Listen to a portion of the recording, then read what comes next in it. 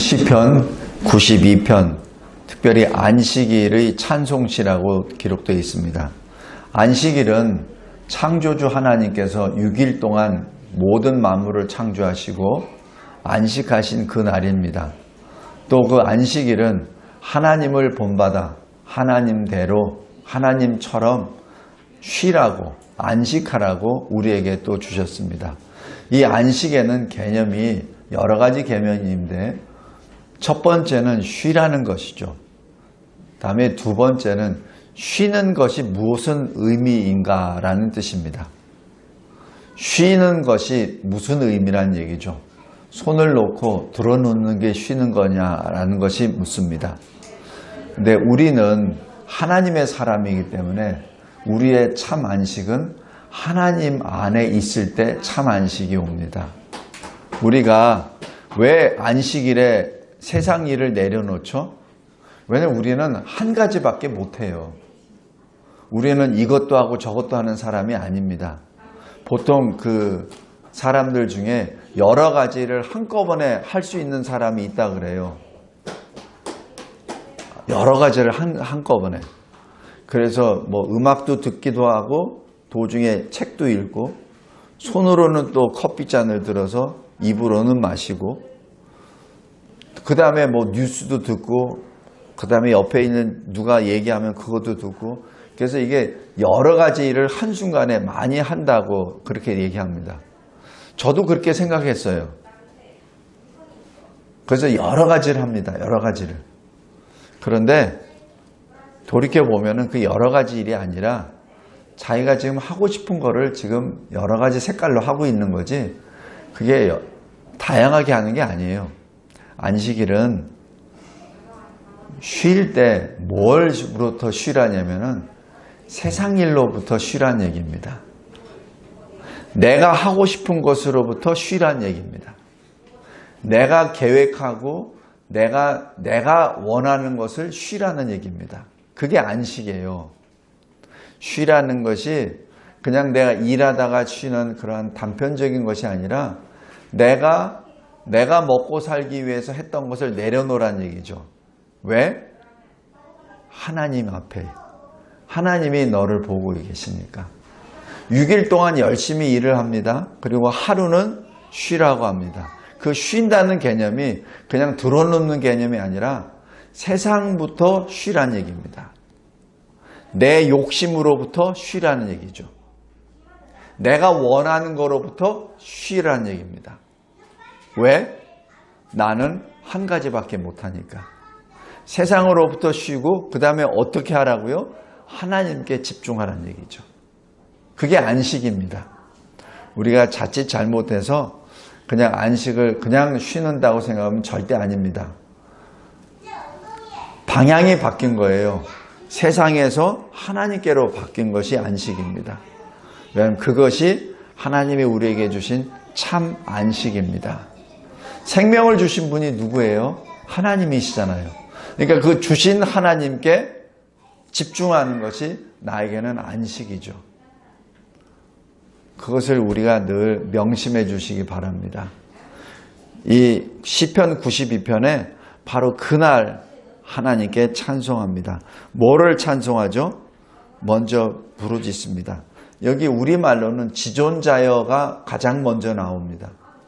그리고 좋으니이다가 마지막 부분에 나오죠. 근데 히브리어 원어로 하면은 뭐가 제일 먼저 나오냐면은 좋다가 먼저 나옵니다. 바로 토브죠. 그 토브라는 말은 하나님이 세상을 창조하실 때 가장 먼저 하신 말씀입니다. 세상을 지으시고 가장 먼저 하시는 말, 하나님이 보시기에 좋았더라 하는 바로 그 단어입니다. 그 단어를 지금 시편 기자가 지금 반사적으로 고백합니다. 좋습니다. 그리고 맨 마지막에 가장 높으신 하나님이시여. 그걸 우리말로 지존자여라고 그렇게 표현합니다. 지금 이 번역이 우리말로는 우리말 순서대로 쭉 하다 보니까 이렇게 표현된 건데 실질적으로는 좋습니다. 그리고 다 한 다음에 하나님이시여 이렇게 고백합니다. 성도 여러분, 안식일에 가장 먼저 터져 나오는 그 단어가 좋습니다 라는 뜻입니다. 왜? 하나님이 그렇게 말씀하셨으니까. 제가 젊었을 때는 왜 하나님이 하신 대로 내가 꼭 해야 돼? 약간 반항기적인 그런 생각을 했습니다. 왜 내가 꼭 하나님을 위해서만 살아야 돼? 이 인생 한 번 받았는데 꼭 하나님만 위해서 살아야 돼? 그런데 자꾸 이제 나이가 들면서 또 하나님의 말씀을 계속해서 읽고 그 말씀대로 살려고 바둥바둥 거리는 시간이 길면 길어질수록 내가 원하는 것이 하나님이 원하는 것과 같다면, 하나님이 원하는 것이 내가 원하는 것과 같다면 그것처럼 좋은 게 어디 있겠나 하는 생각이 들어요. 성도 여러분, 우리가 이 세상을 살 때 자꾸 갈등하고 어렵고 고민하고 하는 이유가 그냥 놔두세요. 괜찮아요. 그래. 엄마 뒤쪽에 있어.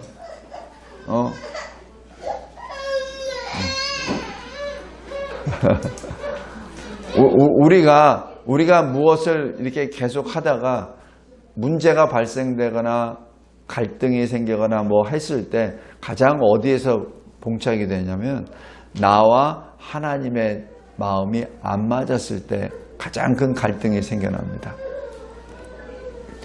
우리 스스로도 또 갈등이 생기는 게 뭐냐면 내가 하고 싶은 것과 그리고 내가 해야 되는 일들을 상충될 때 그때 항상 갈등이 생기죠. 성도 여러분, 다시 한번 우리가 내 생각이 하나님 생각과 지금 맞는 것인지 그것을 보기 바랍니다. 그리고 무슨 일을 결정할 때 과연 이것이 내 뜻인지 아니면 하나님의 뜻인지 그것을 항상 점검하기 바랍니다. 그랬을 때 우리가 더 이상 갈등 속에 빠지지 않습니다. 내가 원하는 것이 하나님의 뜻에 합당하다면 나는 항상 기쁨으로 이렇게 말할 수 있죠. 좋다. 좋습니다. 오늘 시편 92편 첫 단어 토. 하나님이 천지를 창조하시면서 하신 첫 단어 좋다. 우리도 하나님과 함께 그 감탄사를, 그 찬송을, 그 감격을 함께 누리는 저와 여러분이 되길 바랍니다. 그 다음에 두 번째는 6절부터 9절입니다. 어리석은 자, 무지한 자, 악인들, 똑같은 단어들입니다. 우리가 언뜻 보면은 어리석은 자가 어떻게 악인입니까? 무지한 자, 모르는 자가 어떻게 악인입니까? 이렇게 말을 할 수 있어요. 그런데 동일합니다. 왜 그러냐면은 지식은 어디로부터 왔죠? 여호와를 경외함으로. 그죠? 그리고 또 지혜는 어디서부터 오죠? 여호와를 경외함으로. 그래서 지혜가 없는 어리석은 자, 지식이 없는 무지한 자, 그 자들은 어떻게 된 거죠? 하나님을 경외하지 않는 자들입니다. 그래서 악인입니다. 그래서 똑같은 일을 합니다. 이렇게 좋다. 하나님의 뜻에 따라 생각하고 말하고 행하는 것이 참 좋다라고 말하지 못하는 어리석은 자, 무지한 자는 악인입니다. 그들의 삶은 7절에 풀같이 자라고 멸망합니다. 풀은 잠시 있습니다. 그러나 해가 뜨거나 커다란 그 동풍이 불어서 또 더 이상 습기가 없다면 바로 말라버리죠. 성도 여러분, 우리는 우리의 근원이 하나님이심을 아는 바로 의인들입니다. 지식인들입니다. 지혜자입니다. 그래서 우리는 비록 우리가 연약하고 갈등한다 하더라도 다시 주님께로 늘 향하게 되죠. 우리 요한 1서 한번 보시기 바랍니다. 요한 1서 3장 신약성경 390쪽입니다. 요한 1서 3장 8절 말씀입니다.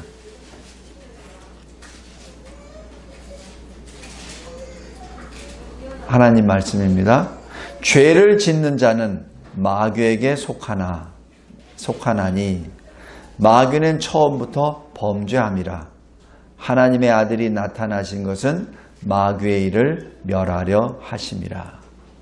지금 하나님의 아들 예수 그리스도께서 이 세상에 오신 목적이 뭐죠? 마태복음 1장 21절에 자기 백성을 그들의 죄에서 구원하시기 위하여 예수께서 오셨죠. 그죠? 그 자기들의 죄에서 구원하신다는 말씀의 또 다른 말이 뭐냐면 자기 백성들을 미혹해 하는 마귀를 멸하시기 위하여 오신 것이죠. 구원이라고 하는 것은 양면성이 있습니다. 양면성이. 그냥 어디서 건져낸다는 의미가 있기도 하지만은 건져낼 수밖에 없는 그 상태에서 그가 빠져서 죽게 되어 있는 그 원래 그 근원을 제거하는 것이죠. 그것이 구원의 첫 단계입니다. 그것이 신학적으로 심판이라고 합니다. 하나님의 백성은 이 세상에 살고 있어요. 그런데 이 세상에 누가 많이 있다고요? 마귀가.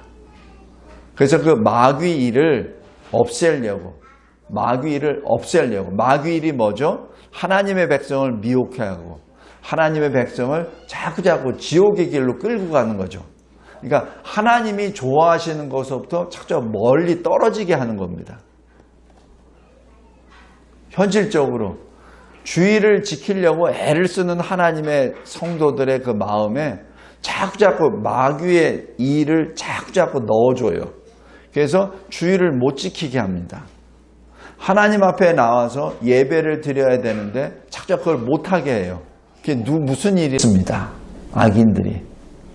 하나님을 믿지 않는 자가 잠시 동안은 잘 나갈 수 있습니다. 그러나 그들의 결국은 멸망입니다. 성도 여러분, 마지막 여기 92편의 세 번째 주제입니다. 바로 13절입니다. 우리는 하나님의 집에 심겨졌습니다. 하나님의 뜰 안에서 번성합니다. 하나님 안에 있을 때 우리가 번성합니다.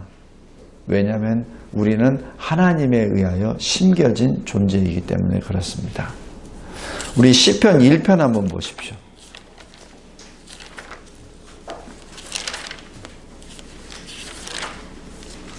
시편 1편 3절 보십시오. 그는 시냇가에 심은 나무가 철을 따라 열매를 맺으며 그 잎사이가 마르지 아니함 같으니 그가 하는 모든 일이 다 형통하리로다.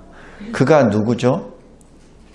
2절에 여호와의 율법을 즐거워하는 자, 그의 율법을 주야로 묵상하는 자, 그가 누구죠? 1절 복 있는 사람. 이 복이라고 하는 것을 제가 누차 말씀드리지만은 복은 쟁취하는 게 아니에요. 내가 열심히 뭘 해서 얻는 게 아닙니다. 복은 받는 거죠. 자격도 없고 능력도 없는데 받는 것이 복입니다. 그 복의 또 다른 표현이 영생입니다. 그 영생을 위하여 우리에게 주신 또 하나의 복이 믿음이죠. 그래서 복 있는 사람은 시냇가에 심은 나무 같다라고 얘기합니다. 근데 이걸 정확하게 표현하려면 나무가 자기가 가서 시냇가 옆에서 자기가 자기를 심습니까? 아니죠. 그 나무는 심겨지는 존재죠. 그죠? 나무가 딱 보더니 뿌리를 막 움직여서 시냇가에 턱 해서 뿌리로 촉촉촉촉촉 해가지고 거기서 해서 덮어 잎사귀로 톡톡 덮어가지고 나무가 거기 심겨집니까? 그럴 수 없죠. 누군가가 심겨주죠. 그래서 복이 있다고 얘기하는 겁니다. 우리가 의인이 된 것은 복을 받아서 그런 거예요. 다시 얘기해서 복인 그 구체적인 항목인 믿음을 받았기 때문에, 그 믿음의 열매인 영생을 받았기 때문에, 그 복을 받았기 때문에 우리는 시냇가에 심겨진 나무 같은 존재입니다. 그래서 잎사귀가 마르지 않습니다. 철을 따라 열매를 맺죠. 다시 얘기해요. 모든 일에 형통하게 됩니다. 그러나 4절에 아기는 어떻습니까? 뿌리가 없어요. 그러니까 형통한 것 같아요. 잠시 동안. 그런데 바람에 나는 겨와 같도다. 잠시 복을 받은 것처럼, 잠시 형통한 것처럼 보일지는 모르나 잠시 후에 그 형통함이 사라지고 바람에 날리는 겨와 같도다라고 기록합니다. 다시 시편 92편으로 돌아갑니다. 13절, 우리는 하나님의 집에 심겨졌습니다. 그리고 우리의 번성은 하나님의 뜻 안에 있을 때 가능합니다. 하나님으로부터 떨어져 나가면 우리의 생명은 끝납니다. 말씀을 맺겠습니다. 제가 왜 자꾸 성경 말씀을 여기도 찾고 저기서 찾고 하느냐면은 이 말씀이 그러한가, 저 말씀이 그러한가 확인하라는 얘기입니다. 제가 전하는 말씀은 김진성 목사의 말이 아니라 하나님의 말씀입니다. 그것을 증거하기 위해서 하는 겁니다. 성도 여러분, 이 마지막 때에는 참으로 많은 사람들이 성도들을 미혹해 하려고 하는 몸부림이 있습니다. 거기서 우리는 그 미혹의 현장에서 벗어나와야 됩니다. 그 가장 좋은 방법은 바로 이 기록된 하나님의 말씀 성경을 묵상하고 상고하는 것이죠. 다시 한번 말씀드립니다. 안식은 그냥 쉬는 것이 아니라 세상 일로부터 벗어나, 세상에서는 쉬지만 하나님께 나아가 하나님의 뜻 안에서 하나님이 심겨주신 바로 그 장소에서 하나님을 찬송하는 것이 안식입니다. 요한계시록 7장, 14장, 15장, 그리고 21장, 22장에 나와 있는 그 많은 하나님의 백성들이 마지막 심판 직후에 나타나는 하나님께 예배드리는 그 모습이 왜 거기에 기록되어 있는지를 잘 생각하기 바랍니다. 심판 이후에 우리에게 나오는 영원한 생명이, 영원히 하나님과 동행하는 그 삶이 우리의 구원의 모습입니다. 기도하겠습니다. 감사하고 감사합니다. 하나님이 좋다라고 말씀하시기에 우리도 좋다라고 외칩니다. 하나님이 기뻐하시기에 우리가 하나님을 찬송합니다. 감사합니다. 우리를 하나님의 소유로 삼아주시고 하나님의 뜻대로 부르짖으며 하나님을 찬송하게 하여 주심에 감사합니다. 감사합니다. 감사합니다. 예수 그리스도의 이름으로 기도드리옵나이다. 아멘.